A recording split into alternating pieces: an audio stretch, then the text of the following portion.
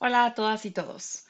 Muy bien, ya hemos repasado, revisado el concepto de variables aleatorias continuas en el video anterior y como les comenté al final del video, a continuación vamos a revisar las distribuciones más comunes o bien las distribuciones para las variables más comunes que podemos encontrar en una gran diversidad de áreas o de problemas, sobre todo en ingeniería.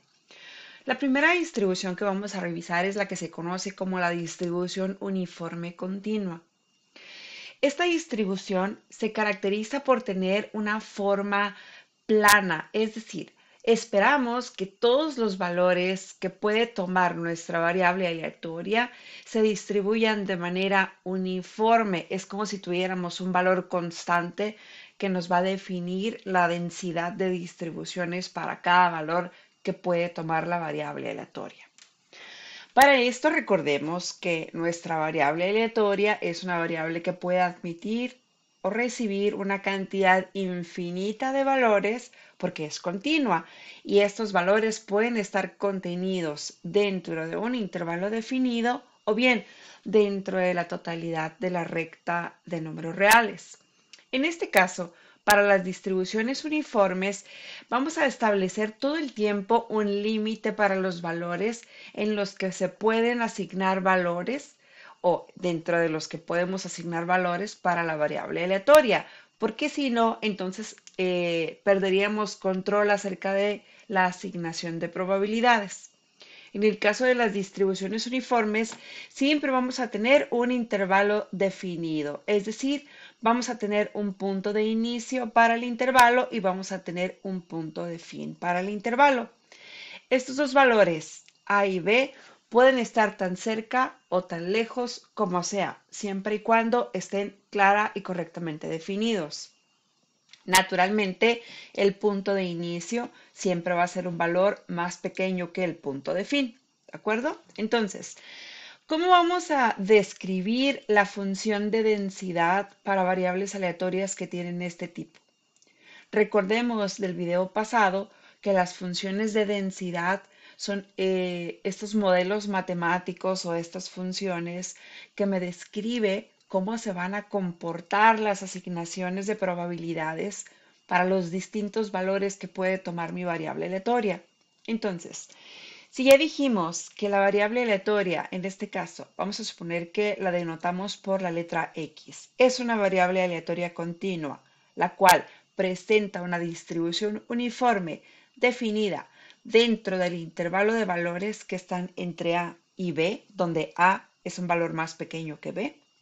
Entonces, la función de densidad de probabilidad denotada a partir de esta nomenclatura, la f minúscula, va a representarnos de ahora en adelante funciones de densidad de probabilidad, mientras que la f mayúscula nos va a representar funciones de distribución acumulativa, ¿de acuerdo? Es importante recordarlo porque vamos a estar manejando esta nomenclatura para el resto de la clase.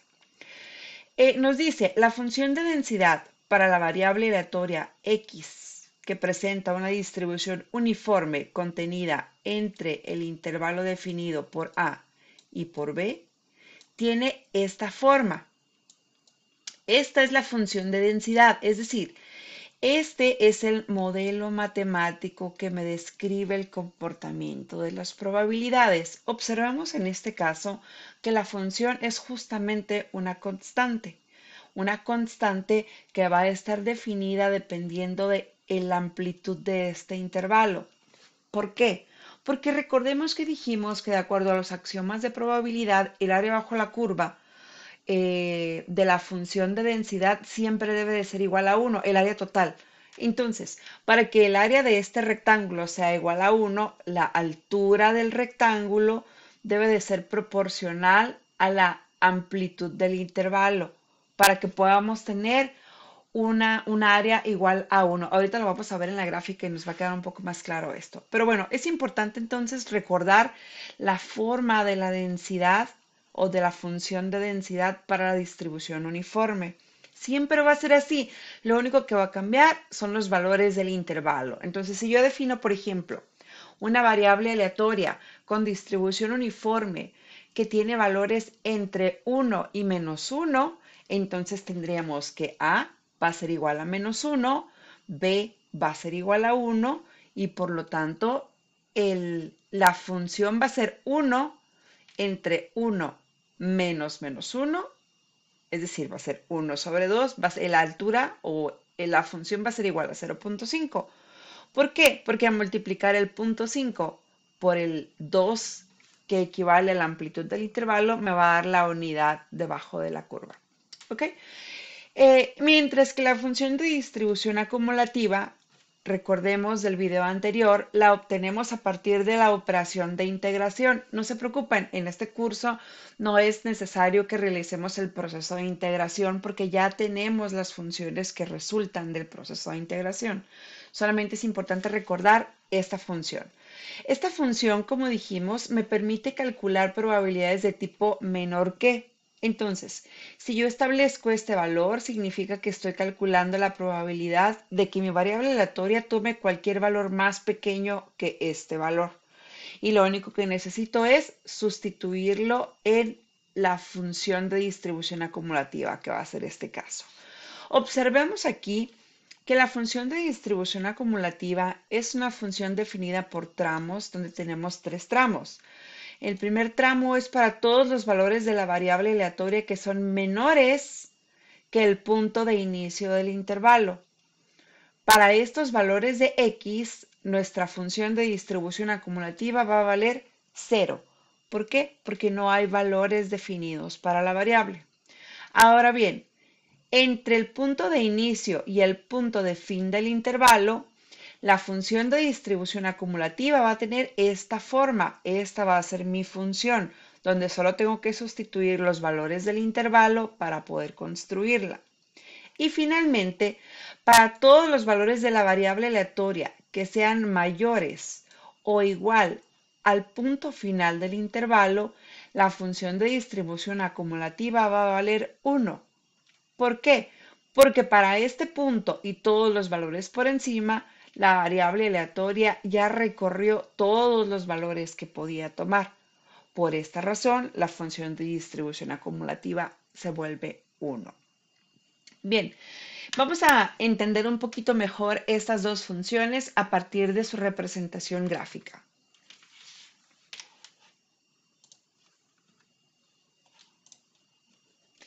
En este caso tenemos la gráfica de la función de densidad de probabilidad.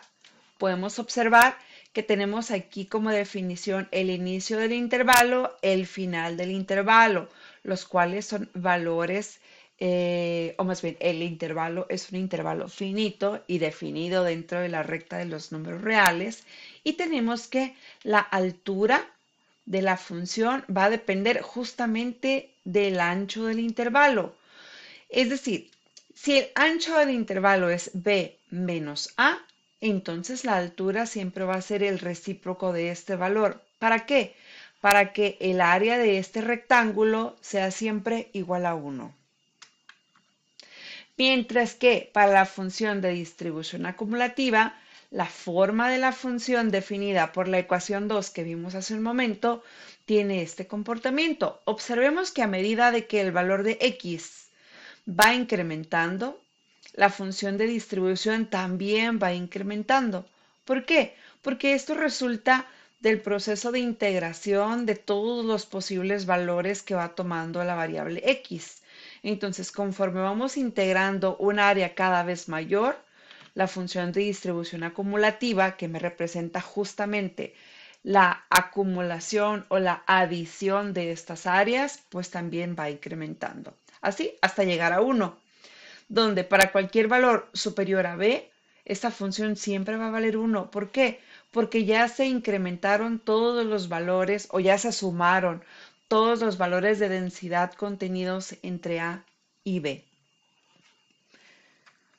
Ahora bien, la función de distribución tiene dos parámetros de forma a los cuales le vamos a llamar la media o el valor esperado, que va a estar definido por esta función, y la varianza, que va a estar definida por esta otra función. Siempre que hablamos de funciones que nos describen el comportamiento de probabilidades, es útil describir los parámetros de forma de la distribución, a los cuales nos referimos siempre como la media y la varianza o el valor esperado y la varianza, que son equivalentes, ¿de acuerdo? Entonces, para la función de distribución uniforme, estos van a ser nuestros parámetros de forma. Y a continuación tenemos un ejemplo muy sencillo de cómo aplicar la función de distribución uniforme. Vamos a suponer que tenemos una máquina despachadora de refresco, la cual pues llena vasos con una cierta cantidad de refresco y como todas las máquinas expendedoras, la cantidad que nos pone no siempre es exacta, por lo cual la consideramos una variable aleatoria, en este caso con una distribución uniforme, donde los valores de llenado del vaso van a oscilar entre 130 y 160 mililitros de manera constante.